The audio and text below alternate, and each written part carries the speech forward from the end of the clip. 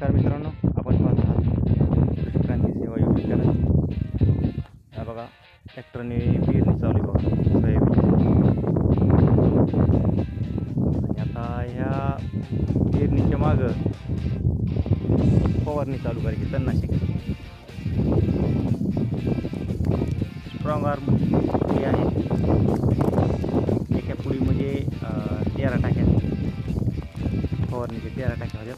आणि त्याच्यामध्ये मिश्रण म्हणून राऊंडअप 50 ml टाकतात. काही अडचण येत नाही बघा. दोन्हीचे मिश्रण जरी करून टाकलं फवारणीसाठी तर हे सोयाबीनच्या रानामध्ये राऊंडअप जे उगलेलं तण जे राहिलेलं आहे ते जाळण्याचं काम करतं. आणि स्ट्रॉंग आर्म हे बीज जे काय खालून वापरणार असतं गवताचं ते रोख येतं बघा. सोयाबीनच तेरखट अशी उगून निघते. आता बिंदास आपण हे वापरू शकतो. तरी भीती वाटत असली तर सरळ विचारला विभागाला.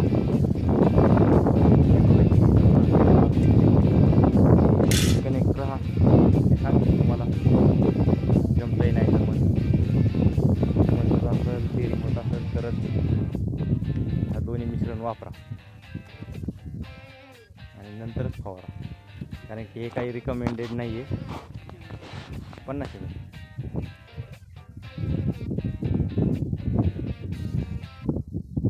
मी दरवर्षी वापरतो. जवळपास 3रं वर्ष हे 3रं-4थं वर्ष आहे हे दोन्हीचा मी प्रयोग करतो.